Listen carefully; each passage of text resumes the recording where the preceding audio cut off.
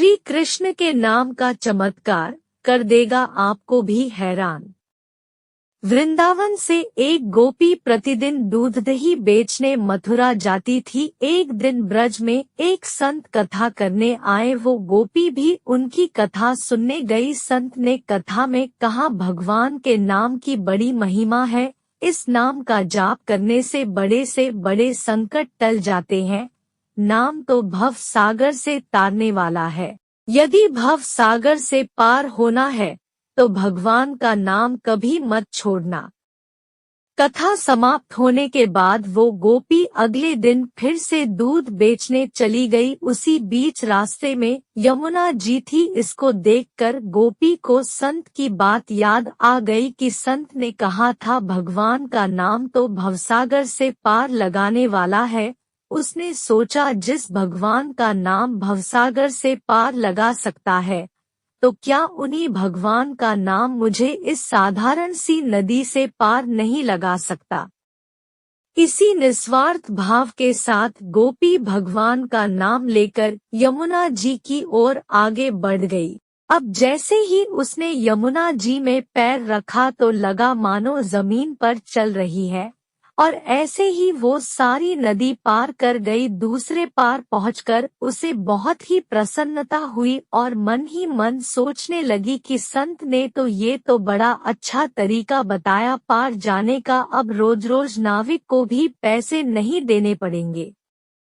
एक दिन गोपी ने विचार किया कि संत ने मेरा इतना भला किया, मुझे उन्हें खाने पर बुलाना चाहिए। अगले दिन गोपी जब दही बेचने गई तब संत से घर में भोजन करने को कहा। संत तैयार हो गए। अब बीच में फिर यमुना नदी आई। संत नाविक को बुलाने लगा तो गोपी बोली, बाबा आप नाविक को क्यों बुला रहे हैं, हम ऐसे ही यमुना जी में चलेंगे। संत बोले, गोपी कैसी बात करती हो, यमुना जी को ऐसे ही कैसे पार करेंगे। गोपी बोली, बाबा आपने ही तो कथा में कहा था कि भगवान का नाम लेकर भवसागर को भी पार किया जा सकता है, तो मैंने सोचा जब भवसागर से पार हो सकते हैं तो यमुना जी से पार क्यों नहीं हो सकते। मैं ऐसा ही करने लगी, इसलिए मुझे अब नाव की जरूरत नहीं पड़ती।